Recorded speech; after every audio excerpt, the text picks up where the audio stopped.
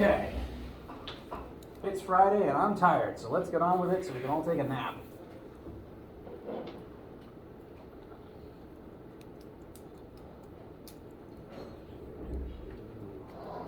So, last time we talked about energy and specifically started doing math for two forms of energy, kinetic and gravitational potential.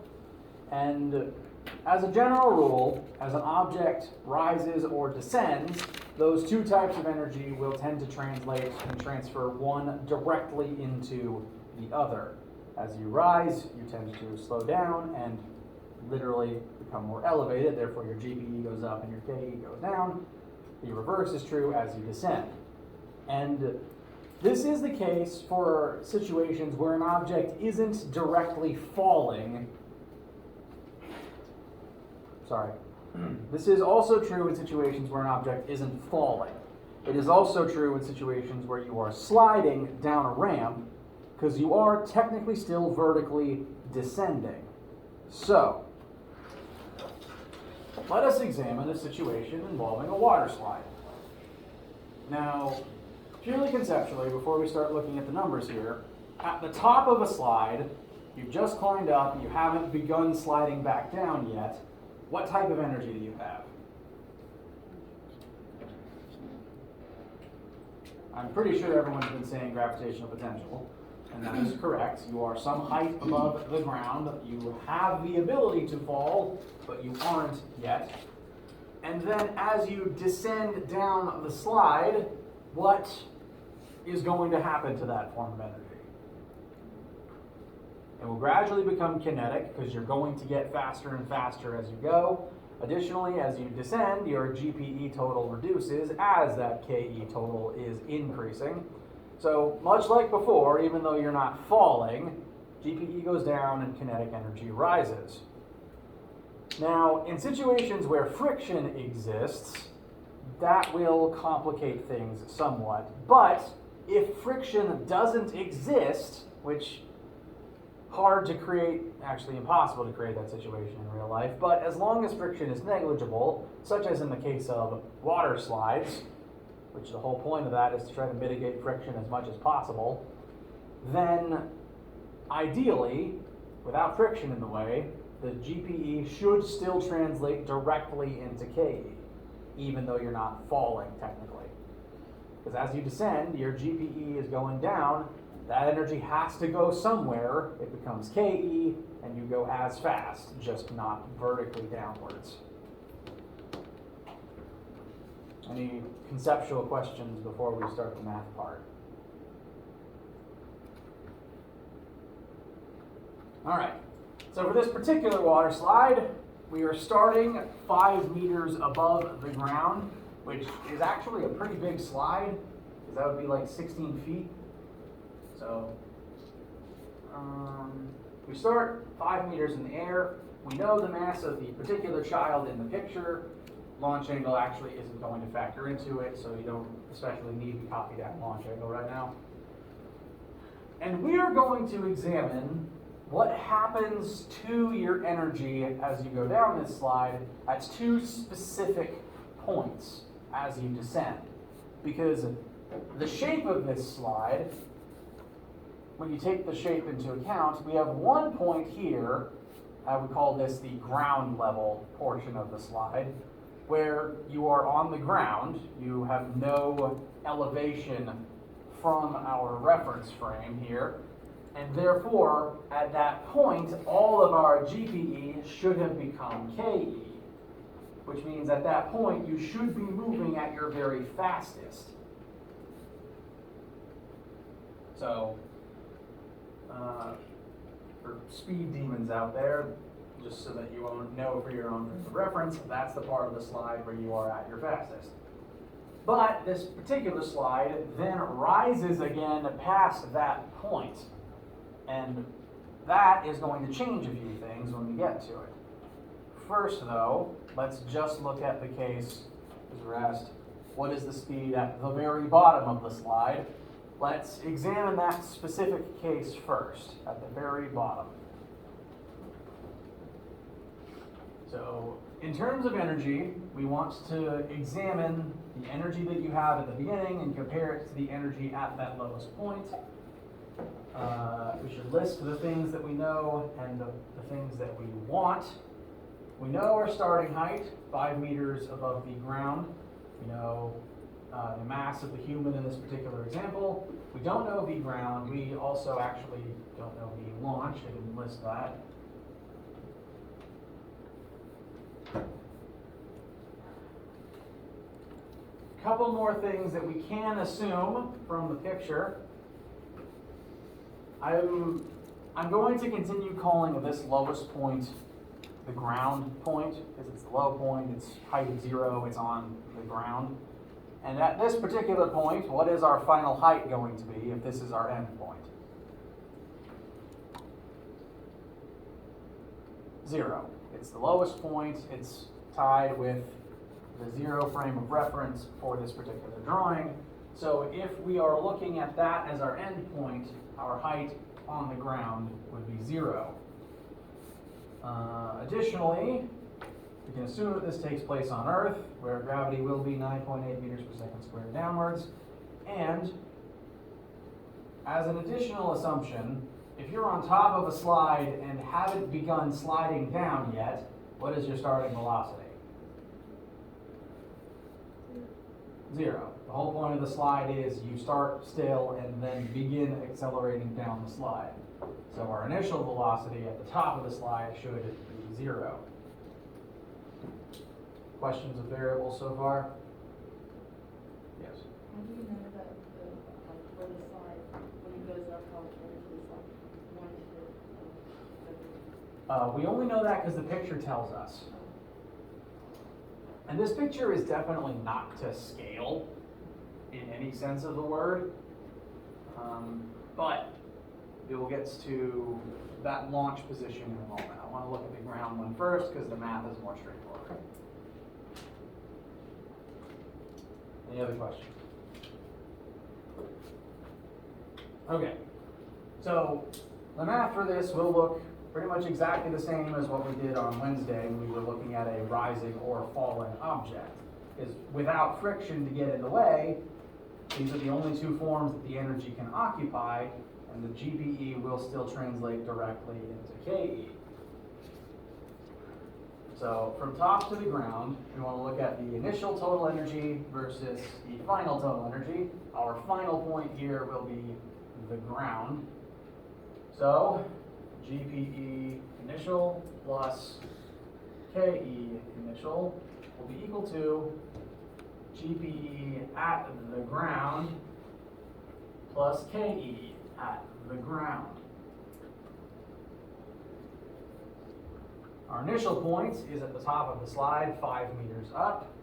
So for GPE, mass times 9.8 times height, we have our mass of 30 times 9.8 times our starting height of 5. Again, this particular formula calls us to plug in a positive 9.8 because it doesn't really care about the direction of the number. It only cares about the direction of the height. So right now we just got the mass times 9.8 times our height. And what would the initial kinetic energy level be at the top of the slide? 0. You're not moving yet, your velocity is 0, therefore 1 half times m times v squared would end up being 0. I'll actually write that in just for completion's sake. 1 half times 30 times 0 squared. So we know for certain that term is just going to cancel out. Sorry, I get self-conscious about my zeros when I put the dash through them and the dash connects to, takes up too much of the 0. So initially, all of our energy is in the state of GPE. Afterwards, again, we start up here, we've slid down to this lowest possible point. What is our GPE going to be at that lowest point?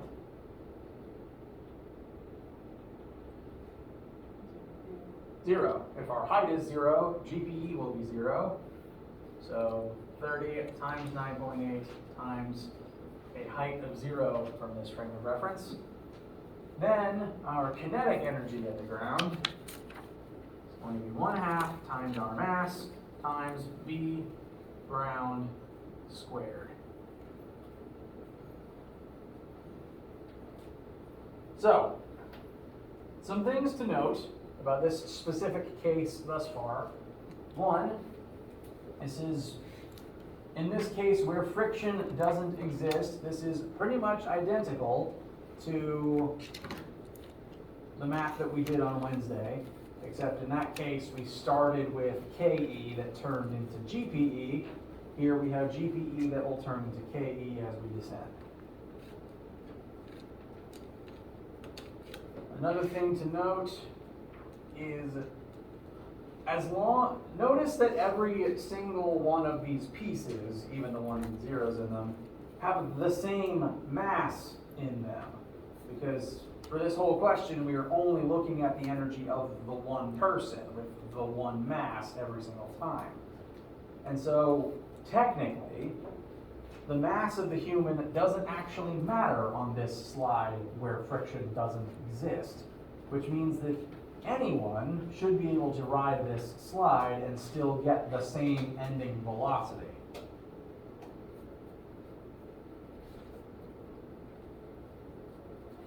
And as a result, in my next line of algebra, since every term has a 30, I'm just going to cancel those out. This only works when you are specifically just looking at one object the entire time and all the masses end up canceling out for that reason. This sometimes creates a situation where you might not be told the mass because you don't need it.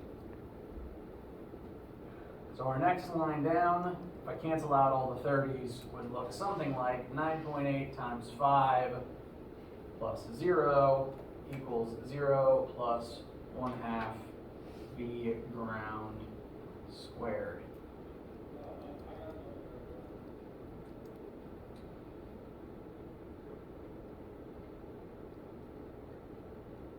Questions about getting into that line?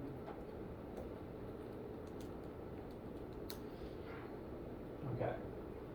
And so, based on your quick calculations, what should our top speed at that lowest point come out to be?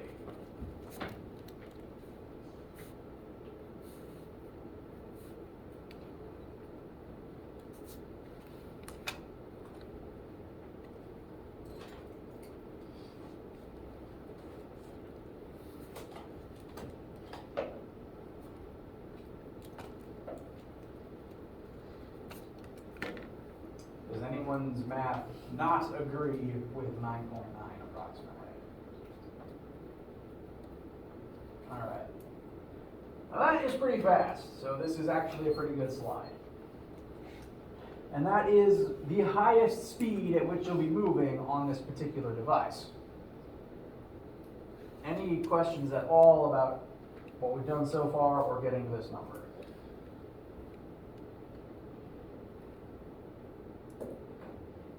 Okay. Now, the next thing we're asked is, how fast are you going to launch off of this slide? Because the slide doesn't end at that lowest point. We do rise a little bit and then launch into the air instead of simply sliding off horizontally.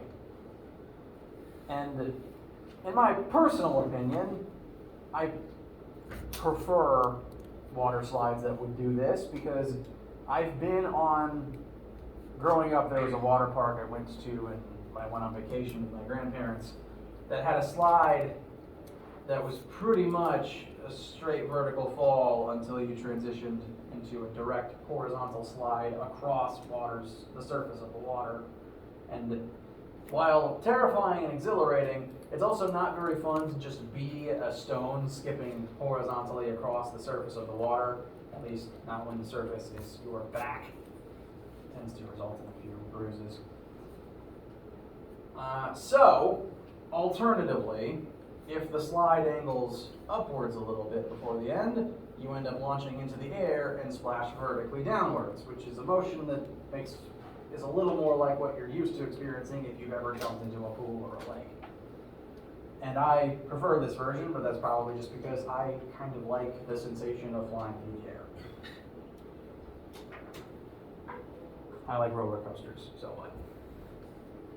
So, what is different about our energy if we then rise a little bit before we actually exit the slide?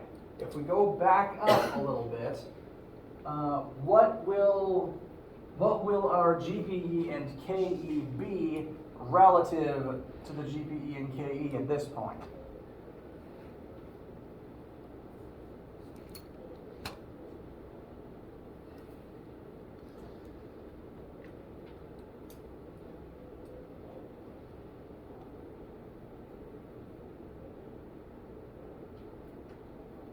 So, by rising somewhat, we're going to get a little bit of GPE back.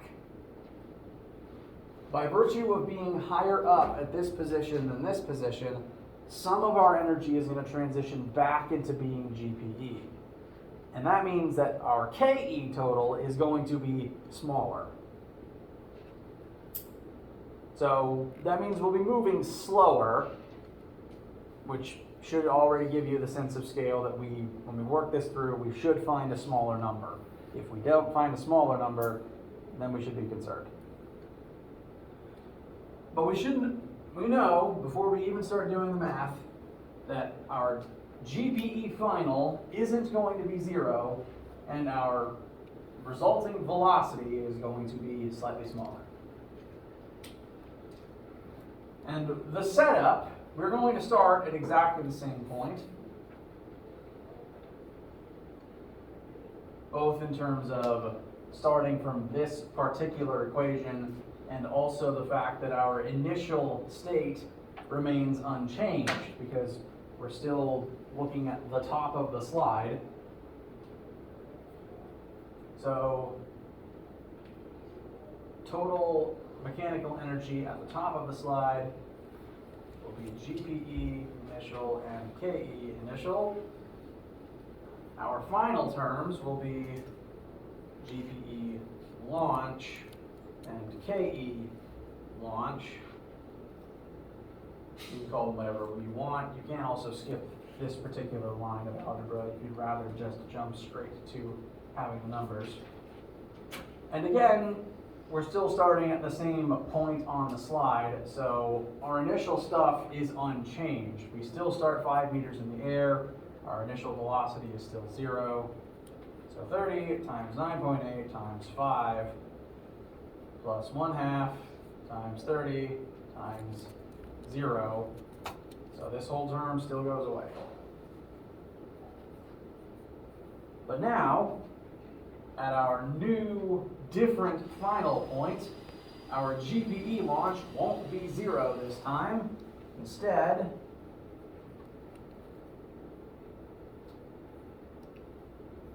we have a different height at this point. Now, the image tells us that our launch height is h divided by 5. And then later on in the question it tells us that h is 5. So what is our height at this final point? 1. It's just 1 meter in the air, which is not insignificant.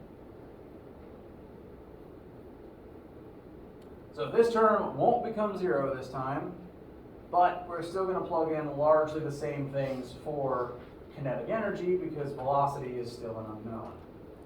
So that'll be 1/2 times our mass of 30 times our unknown launch velocity. I apologize for my deplorable handwriting.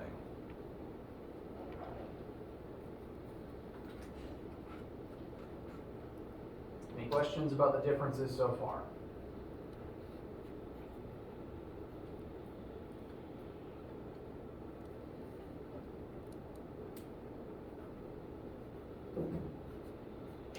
Okay. Now our only unknown is still V launch, so it's just going to be algebra to get from here to our final answer. And once again, everything has a 30 in it, so we can factor those out pretty cleanly. Doing that will give us 9.8 times 5 plus 0 equals, if we cancel out the 30, then we're just going to have 9.8 times 1. I'm just going to leave that as 9.8 plus 1 half times V launch squared.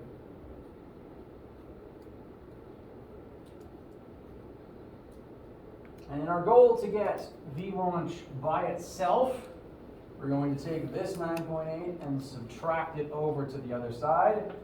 And that should have the net effect of turning the left side into 9.8 times 4 instead of 9.8 times 5.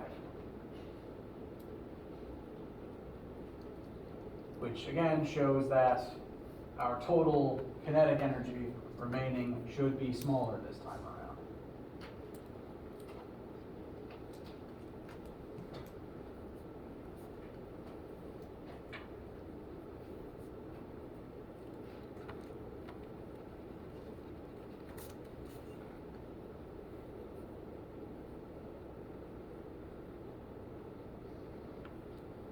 So, what should we get for our final V launch? Please let me know if anything I'm writing is very hard to read, because my handwriting is terrible and this is probably smaller than I usually write, which I find exacerbates my awful handwriting.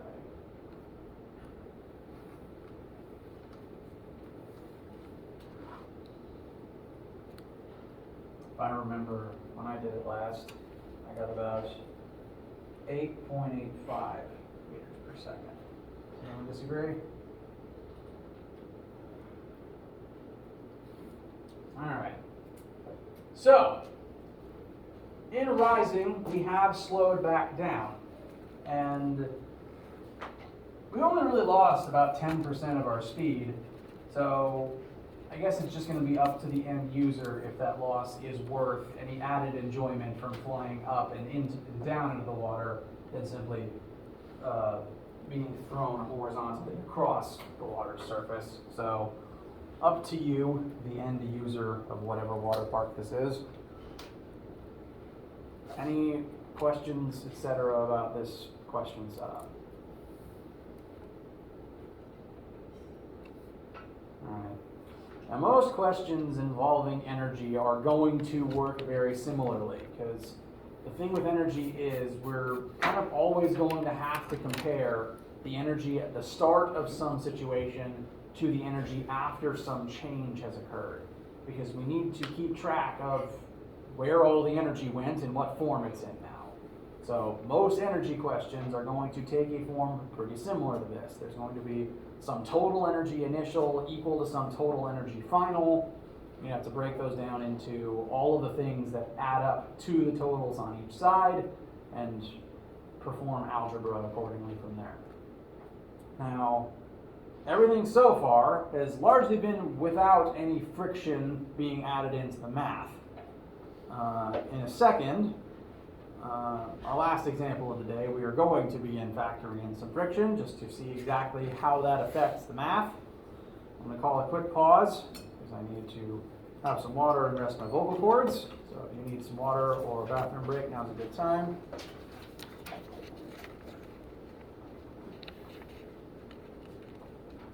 Camera's still on. It is. That's rare these days. Nice.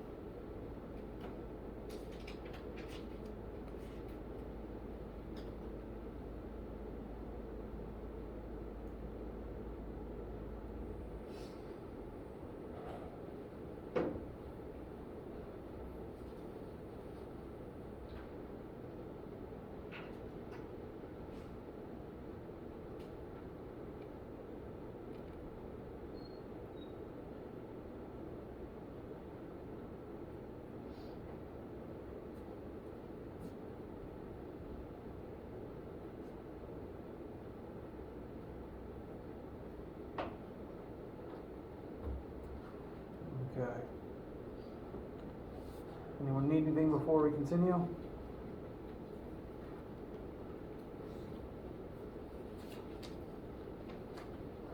All right. So, the kinetic energy and gravitational potential energy cases we've been looking at have been, again, utilizing different forms of mechanical energy. And the case where total mechanical energy initial equals mechanical energy final only works when there aren't other forces doing work on whatever object you're examining, because those outside forces then end up changing the energy levels and they have to be taken into account. The single biggest, or at least single most common, force that acts in situations to take mechanical energy away is friction. And so friction tends to act as it is a non-conserved force in that it performs work that is not conserved. Now, we've mentioned before that we've drawn reference to the laws of thermodynamics, the idea that total energy is always conserved in that energy can't be created or destroyed. So when we say specifically work not conserved, we are referring to the idea that energy is no longer in a. Sorry, let me rephrase. I lost my train of thought there. Sorry. When we refer to work not conserved, we are referring to processes that, when they do work on an object, they take mechanical energy and turn it into not mechanical energy. Therefore, mechanical energy wasn't conserved, even if, largely speaking, total energy is still the same and the laws of thermodynamics still apply. This formula is one of the formulas and one of the ways that we write about this. And what this formula says is the initial energy in a system, and this is just energy initial, subscript 0. Sometimes publications will use 0 and I interchangeably for initial.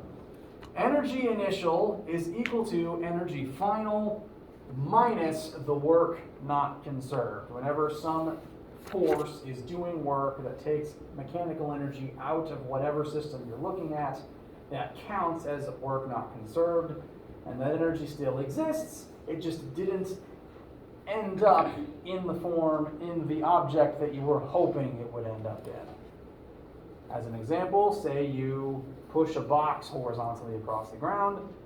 If you do 100 joules worth of work, then you want that box to get all 100 joules of that energy. But if friction does 20 joules of work not conserved, then the box will only actually get probably 80 joules of the energy that you were trying to give it. And this formula is just one of the straightforward ways to try to represent that. So when friction and other forces that take energy away from a system exist, we do have to take those into account. This specific formula, and the way that other publications add in work not conserved, can sometimes get a little confusing, though. There's only 3 terms in this formula, but the trick is you're expected to plug in a negative number for work not conserved. If you were to calculate the work done by friction in an example, work equals force times displacement, if you are pushing a box to the right and the box moves to the right, and you're finding the work that you did, you plug in a positive force and a positive displacement and you get positive work. But friction, because it's opposing the motion, would point in the opposite direction. So if you were calculating the work done by friction using this formula, you would get a negative number. And then the previous professors and people who wrote textbooks that created this formula as the version most people use wrote this formula with the intent that you take that negative number and bring it directly into here, ultimately causing the negative to cancel. And this does make the math work. if you do 10 joules worth of work, and if 2 joules get eaten up by friction, then the box would get 8 of those joules. 8 plus 2 equals 10. So it's a weird quirk that we need to use in order to make the math work out. There's probably other ways to do it, but the council has written it this way, and this is therefore the way it is in all the books. Questions so far? All right. So when friction exists, we usually are going to have to find the work that it does and subtract it out of the total. It just kind of reduces the total from start to finish. It reduces the amount that is available at the end of the question. So, as a quick example, I mentioned pushing a box, so let's push a box. A box has a mass of 50 kilograms, and it is being pushed by us with a force of 200 newtons to the right, and it will slide 16 meters to the right as a result of this continually applied force. And I'm assuming that as we're pushing the box, we're continuing to exert force that is greater than friction, meaning the box should be accelerating the entire time. We are continuously pushing to try to make it go faster and faster, and it'll be accelerating all throughout this process. As this is going on, we are also told that friction will oppose us. It tells us the value of friction, which is convenient. We know that friction will oppose us with a force of 65 newtons. And so I've already drawn those 2 force arrows on our box. I have taken to the habit of putting like direction and displacement indicators away from the box and drawing them different to my force arrows, just to make absolutely certain that this is visually not a force and that it shouldn't get added in with the forces. This is how far the box will move. And first question is, how much work do you do on the box based on these numbers? Actually, let me change the label slightly.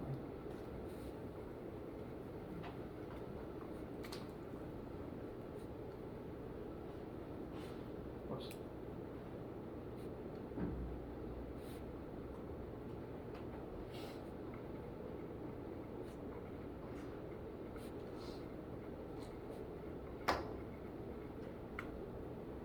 Our goal, well, the goal of a person trying to move something, is to do conserved work where the mechanical energy you are exerting becomes mechanical energy in the object that you are moving. So we are pushing with a 200 Newton force to the right, the box moves to the right, force times displacement gives us work done. And just based on our standard directions, those are 2 positive numbers we're plugging in. So we should do a positive conserved amount of mechanical work. So 200 times 16 comes out to 3,200. And the unit of work is joules. Friction, meanwhile, is also exerting a force as we move in this 16 meter distance, and even though that force of friction is negative, it points in the opposite direction as our force, it is still parallel to the displacement, and that's all that you need to use this formula. Therefore, we can plug in the negative 65 of friction, multiply it by the 16 meters, and we can arrive at a negative number for work not conserved. So friction will do 1,040 joules worth of work, but it'll do it in the opposite direction in order to take mechanical energy away from the box and to turn it into thermal energy trapped in the floor.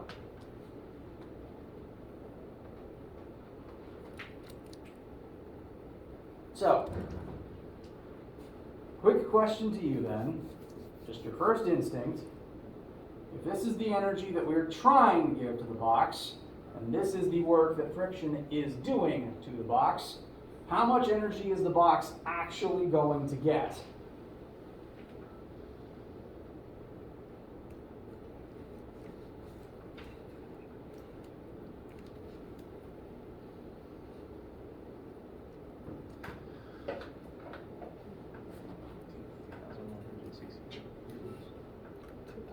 $2,160. 2,160 joules. 2,160 joules.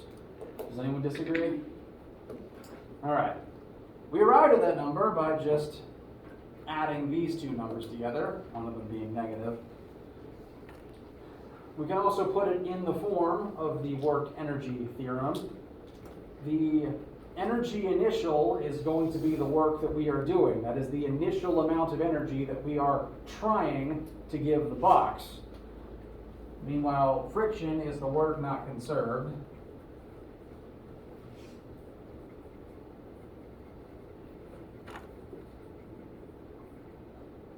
And if we plug things into that, we would get 3,200 equals energy final minus negative 1,040.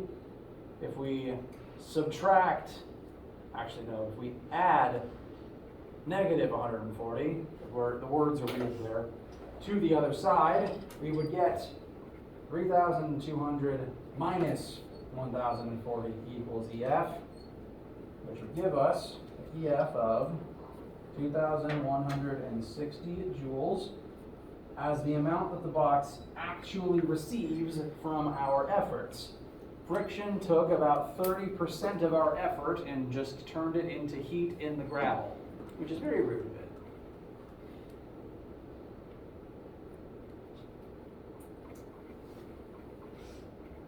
And this reduction happens, again, everywhere that friction exists, which is also everywhere. Last question. If your goal is to push this box and make it move, let's assume that all of the energy that the box gets, all of this actual 2,160 joules, becomes kinetic energy in the box. With that assumption, how fast is this box going to move after friction has been applied?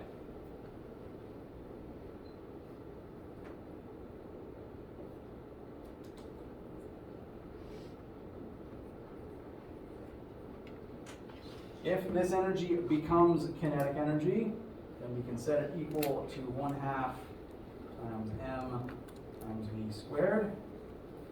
We were told a mass for this box. It's 50 kilograms.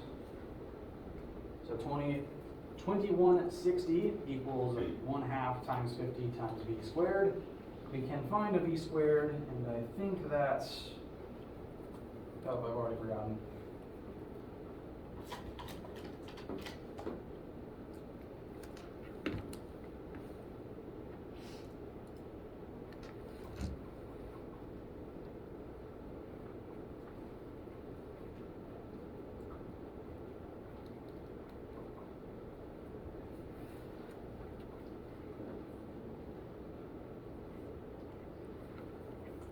Anyone disagree with 9.3?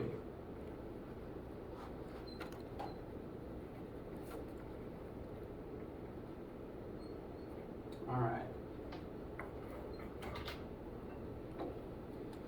And just as a frame of reference, if friction didn't exist in this situation and all 3,200 joules became kinetic energy in the box, our final velocity would have been about 11.3, I think. I did the math earlier. I remember that number. So friction reduced the final velocity by about 20%, which again is pretty consistent across the whole of the universe. I find friction tends to eat up about 20 to 50% of all energy everywhere, which is again very rude.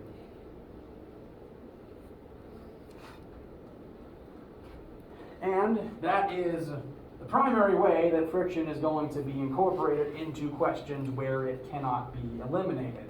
You'll find the work that friction did and subtract it from the total to figure out the amount of energy the amount of mechanical energy that actually remains. Any questions?